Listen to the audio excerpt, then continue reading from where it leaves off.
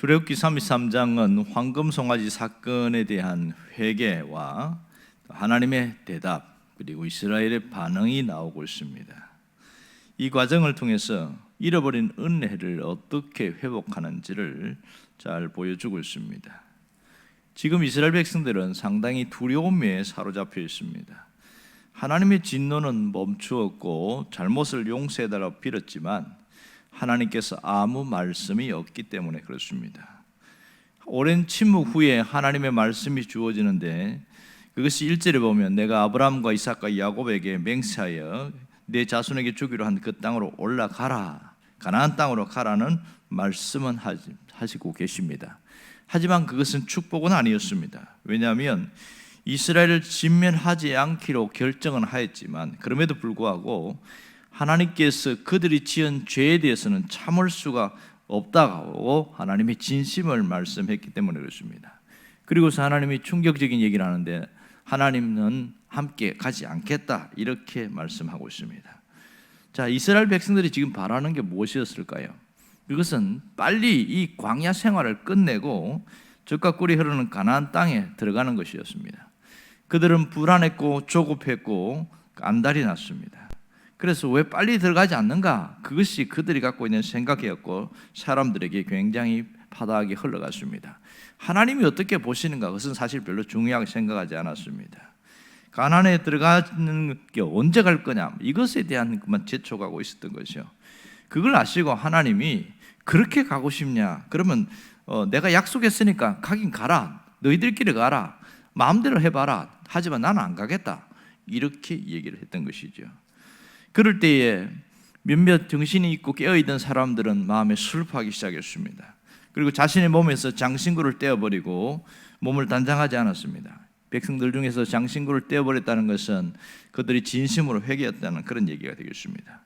그 이후에 이어진 얘기가 오늘 본문인데 모세가 진 밖에 나가서 회막을 설치했습니다. 이것이 실제로 나온 내용인데요. 진이라는 것은 각 세 지파가 동서남북으로 해서 그렇게 장막을 친 것을 진이라고 하는데 그 밖에 나가서 회막을 만들었다 이렇게 이야기합니다. 이 여기서 말하는 회막이 무엇일까요? 회막은 하나님을 만나는 장소입니다. 자, 여기에 언급되는 회막은 하나님이 지시하신 성막과는 사뭇 다릅니다. 왜냐하면 아직 성전이 지어지지 않았기 때문에 지금 하나님께서 모세에게 설계도만 주었고 아무것도 없습니다. 그러니 그때에 지어진 성막과는 전혀 별개의 문제겠지요. 우리식으로 얘기하면 성전이 아니라 임시 기도처다 이렇게 표현할 수 있겠습니다. 자, 오늘 7절을 보면 특이한 단어가 항상 이런 단어가 나옵니다. 모세가 항상 장막을 취하여 이렇게 이야기하는데 자, 여기에서 보면 항상이라는 단어는 언제나 일정하게 지속적으로 반복했다 이 뜻입니다.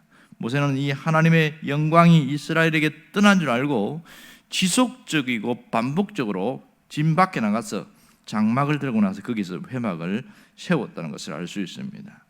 근데 이것을 할 때에 순전히 모세 혼자서 결정하고 혼자서 한 일입니다. 사람들이 이걸 보고서 모세를 따르는 사람들이 생기기 시작했습니다. 점점 왜 모세가 회막을 진 밖에 설치할까? 왜 나가서 기도할까? 이것이 궁금증이었죠. 그래서 진 밖에서 회막을 세우고 나면 거기서 계속 서 있는 거죠. 모세가 나올 때까지. 자, 그러면 모세가 이 회막을 이스라엘 진 밖에 세운 이유가 무엇일까요? 여기서 분명한 것은 회막 한복판에 하나님이 계시지 않겠다고 선언했기 때문에 할 수 없이 진 밖으로 나간 것이라고 할 수 있습니다. 이것은 백성들에게 하나님의 장막과 자신들의 장막이 지금 확연하게 분리되어 있다는 것을 깨닫게 하려는 의도가 또 하나 있습니다. 하나님은 함께 하셔야지 이스라엘 백성들과 분리되면 안 된다 그 얘기를 하고 있는 것이고요. 두 번째는 하나님께 대한 그 사모한 마음을 일으켜서 진심으로 그들이 하나님께로 돌아오도록 하려는 의도가 굉장히 강합니다. 지금 이스라엘 백성들의 영적인 상태는 바닥입니다. 그들에게서 경각심을 불어주고 하나님을 사모하는 마음을 갖게 하려는 것이 모세의 마음이었습니다. 모세가 이렇게 하는 이유가 무엇입니까? 이스라엘 백성들이 갖고 있는 하나님의 태도 때문에 그렇습니다. 이미 모든 황금 송아지 사건은 다 끝났지만 여전히 그들 마음속에 하나님에 대한 진심이 없었습니다. 오히려 하나님을 거부하고 있다는 것이 문제였습니다. 입으로는 하나님을 믿는다고 하면서도 실제로는 하나님을 거부하고 있었습니다. 그래서 눈앞에 있는 당장 내게 주는 것만 집중하고 있었던 것이죠. 그러니 진 안에 회막 세우는 것은 상당히 어려운 일이었습니다. 이런 결정을 하려면 족장들과 모아놓고 의논도 해야 되고, 그리고 족장들이 섭섭하지 않도록 이렇게 해야 되니까 도대체 회막을 세우는데 몇 달이 걸릴지 혹은 몇 년이 걸릴지 알 수가 없는 일이에요. 그러니 차라리 그렇게 하지 말고 혼자서 모세가 짐 밖으로 나가서 회막을 세웠던 것이죠. 자, 여기서 충분히 우리가 알 수 있는 건 뭐냐면 하나님은 인간의 생각과 사고 속에 제한당하는 분이 아닌 것이죠. 하나님은 언제 임재하시냐? 빈 마음에 하나님이 임하신다. 이것을 알 수 있습니다. 모든 생각과 선입견을 벗어버리고 하나님의 은혜를 갈망하는 그 빈 마음에 하나님이 임하기 시작합니다. 그래서 모세가 혼자 기도하기 시작한 거죠. 족장들 초대하지 않았습니다. 안 와도 괜찮다는 거예요. 그래서 은혜를 사모하면서 모세 혼자 기도했는데 사람들이 모이들기 시작했습니다. 자, 여기서 모세처럼 하나님의 은혜가 회복되기를 원하는 사람들이 상당수 많이 있다는 것을 알 수 있습니다. 왜냐하면 모세가 짐 밖에 쳐놓은 그 회막 주변에 쭉 둘러서 기다리고 서 있었던 거죠. 8절에 보면 그 얘기가 나오지요.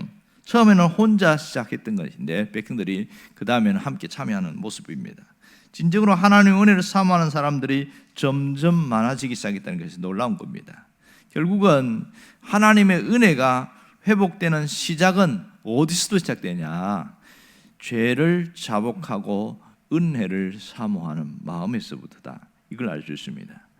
이미 그들에게는 예배가 있긴 했어요. 그렇지만은 그들의 예배는 형식적이었고 너무 부패했다는 것이고 자기 중심적이었다는 것을 알 수가 있습니다. 이것으로서는 하나님의 은혜를 기다릴 수가 없었고, 그래서 뭔가 하나님이 진심으로 찾아오실 것을 그걸 간구하는데 이게 필요했던 것이죠. 자, 여기서 하나님의 은혜가 회복되지 않으면 그들은 앞으로 나아가도 아무런 의미가 없다는 걸 알기 때문에 모세가 진행하지 않고 여기서 하나님께 엎드린 겁니다. 그래서 하나님 앞에 엎드릴 때에 백성들은 서서 뭐 했을까요?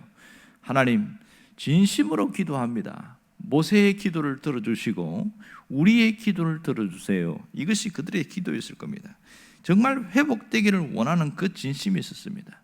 여기서 우리가 은혜가 회복되는 방법이 무엇인가를 잘 보여주고 있죠. 여기서 하나님이 반응하시는데 그것이 9절과 10절에 나오고 있습니다. 자, 9절에 보면 모세가 회막에 들어갈 때 무슨 일이 있었어요? 구름 기둥이 내려서 회막에 서 있다와 그랬습니다. 10절에도 똑같습니다. 모든 백성이 회막 문에서 구름 기둥이 서 있는 것을 보았다, 이렇게 이야기합니다. 구름 기둥이 회막에 머물러 있다, 반복적으로 이 얘기를 하고 있는 것은 회막에 세웠을 때에 여호와의 영광의 구름이 거기에 오기 시작했다는 거죠. 이것은 이미 하나님이 찾아오는 과정이었다는 것을 알 수 있습니다. 10절에 보면 뭐 하고 있습니까? 회막문에 서서 예배하며 이렇게 얘기하고 있어요. 하나님의 구름 기둥이 돌아온 것을 보고 너무 기뻐서 진심으로 하나님께 경배하는 모습을 보이고 있습니다. 여기서 하나님의 은혜가 회복되는 과정을 보여주고 있는데 가장 결정적인 증거가 뭐냐? 그것은 여호와께서 모세와 말씀하시니 이렇게 말합니다. 하나님의 말씀이, 하나님께서 말씀하신 것 자체가 회복의 시작이었던 것을 보여주고 있습니다. 우리에게 필요한 것이 무엇입니까? 하나님의 말씀입니다. 이건 모르는 사람이 어디 있겠어요? 하나님의 말씀이 내 안에 들어와서 나를 일으키는 것이 이게 시작이거든요. 여러분, 하나님의 말씀이 우리를 회복시키는데 깨어진 관계를 연결시켜 나갑니다. 하나님과 우리 사이에 깨어진 관계의 회복은 바로 여기에 있습니다. 그러므로 하나님의 말씀이 왜 중요한지를 잘 보여주고 있는데 그것은 하나님과 진정으로 인격적인 관계가 형성되기 때문에 그렇습니다. 또 이 말씀은 우리 자신의 모습이 어떠한가를 보여주고 있죠. 사실 우리 자신은 스스로 자신을 포장하려고 할 때가 굉장히 많습니다. 그러나 말씀의 거울 앞에 우리를 비춰보면 우리에게 좋지 않은 모습이 많다는 것을 알게 되지요. 이와 반대로 하나님의 말씀은 우리에게 정말 하나님이 어떻게 우리를 사랑하는지를 보여주고 우리가 하나님 앞에 어떻게 나아가야 하는 길을 보여주고 어떻게 살아가야 하는가 삶을 보여줍니다. 이것을 깨닫게 될 때에 뭐가 올까요? 감동이 있고 감격이 있고 눈물이 있습니다. 이게 놀라운 것이지요. 여러분, 우리의 삶은 다양하게 복잡하게 흘러가고 있습니다. 여기에서 늘 내가 말씀이 죽어있는 말씀이 아니라 살아있는 말씀이 돼야 되고 그 말씀이 나를 일으킬 수 있어야 됩니다. 무엇으로 우리가 일어납니까? 하나님의 말씀입니다. 하나님의 말씀을 근거로 기도할 때에 하나님의 응답이 빠르다는 것을 알아야 합니다. 언젠가도 이야기했지만 조지 뮬러가 5만 번의 기도 했다 이렇게 했는데 직접 조지 뮬러가 살았던 그 곳에 직접 방문하신 교수님이 계시는데 거기에서 안내자의 인도를 받아서 갔더니 뮬러가 쓴 이제 설교문 안에 거기에 보니까 5만 번이 아니라 직접 뮬러가 썼는데 10만 번이 넘는다 그렇게 써놨어요. 깜짝 놀랐대요. 그 설교문을 가지고 와서 한국에 와서 지금 번역을 하고 있는 이런 일들을 하고 있더라고요. 그러니까 그만큼 할 때 보면 어떻게 해서 이걸 알 수 있느냐? 성경에 말씀을 항상 찾기 시작했어요. 늘 그랬죠. PS라고 적었다고. 어떤 문제를 있는데 이 문제를 해결하는데 어떻게 하냐? 성경 말씀을 찾기 시작했다는 거예요. 그게 뮬러가 첫 번째 한 일입니다. 그 다음에 그 말씀에 탁 부딪히면 이 말씀 붙들고 기도해서 증명되어진 것을 성경 구절에다가 써놓은 거예요. 그러니 조지 뮬러의 성경에는 빼곡하게 그냥 글씨가 막 많이 쓰인 겁니다. 여러분, 우리가 문제는 똑같습니다. 그가 고아의 몇천 명의 고아를 키우는 것과 우리의 산적한 문제는 때로는 우리가 훨씬 작은 문제일 수 있겠지요. 똑같은 원리가 뭐냐? 하나님의 말씀을 내가 붙들고 기도할 때 하나님이 응답하신다. 이것은 몇백 년 전이나 오늘 우리 지금 살아가는 모습이나 똑같습니다. 하나님의 말씀이 우리의 삶의 모든 영역에 흘러갈 수 있기를 바랍니다. 기도하러 나온 여러분들에게 말씀을 붙들고 기도하고 말씀으로 다시 일어서고 말씀의 응답이 삶에 나타날 수 있도록 그렇게 만들어가는 사람 되기를 주의 이름으로 축원합니다. 기도하겠습니다.